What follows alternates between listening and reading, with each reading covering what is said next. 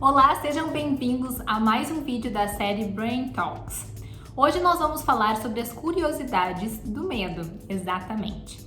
Pode parecer que é uma emoção negativa, que gera desconforto, gera sensações desagradáveis. Afinal de contas, o medo está relacionado com ansiedade, com preocupação, com um estado de alerta, com nervosismo e muitas outras coisas. Mas aqui existe um ponto muito importante. O medo, ele tem um viés muito forte para a memória e para o aprendizado, principalmente porque é uma emoção que, se não fosse ela, nós não estaríamos aqui para contar a história.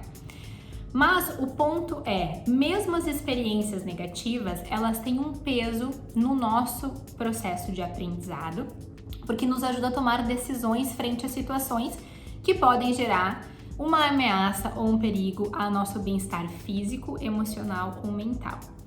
Então, eu quero trazer um exemplo prático. Imaginem que vocês estão conduzindo um processo seletivo e que de repente tem um candidato que é muito bom, mas que só fala inglês, a empresa pode receber em inglês, mas vocês não se sentem tão à vontade para conduzir essa entrevista. E aí a gente começa a desenhar cenários na nossa cabeça, porque o medo pode ser real, imaginário ou instintivo, de que a gente não é capaz, de que a gente não vai conseguir conduzir aquela entrevista, de que talvez o cliente não vai voltar para nós porque a gente não conseguiu fazer aquela entrevista. Sendo que, na verdade, ao invés de a gente criar esses bloqueios, esses estresses, a gente pode parar e pensar: o que eu posso fazer nessa situação para buscar a segurança que está me faltando, para buscar a competência que está me faltando? Posso me preparar? Posso criar um script? Posso trazer um tradutor? Posso fazer com que essa pessoa também se esforce um pouquinho para falar em português? Ou seja, existem N coisas que, quando a gente sente medo, a gente pode começar a colocar em prática. Então vamos lá. Primeira delas é vocês terem clareza o que vocês controlam nesta situação, o que depende de vocês e o que não está no seu controle. Não é um controle fictício, gente, não é um controle imaginário, é realmente aquilo que vocês têm poder para tomar uma decisão, para tomar uma ação.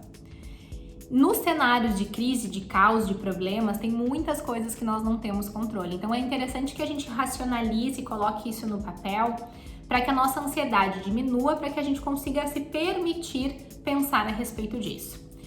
Segunda coisa relacionada à memória. As experiências que nós tivemos no passado, elas ditam a forma com que a gente acredita que a gente pode se defender, mas não é exclusivamente as verdades absolutas. Ou seja, aconteceu uma situação muito ruim, não significa que aquilo vai acontecer de novo. Ou seja, como eu posso me preparar? Quais são os recursos? Tanto que a memória, nesse aspecto, pode ser bem desafiador para situações de estresse pós-traumático, né? Então, nesses casos, as pessoas realmente precisam ser acompanhadas por profissionais da área da saúde.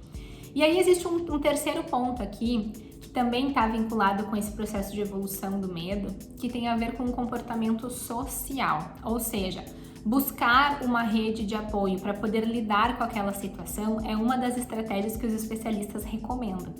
Então, existe inclusive mobilizações, né, de associações, de entidades que as pessoas se mobilizam frente a determinada situação para poder lidar ou com algum medo de violência ou com algum medo de busca de alguma competência, porque afinal de contas a gente quer pertencer, a gente quer ser amado, a gente quer fazer parte de um processo e muitas vezes nós temos medo de não atingir essas expectativas. Então, quando a gente se une, é uma forma também de podermos evoluir enquanto sociedade dentro daquele grupo.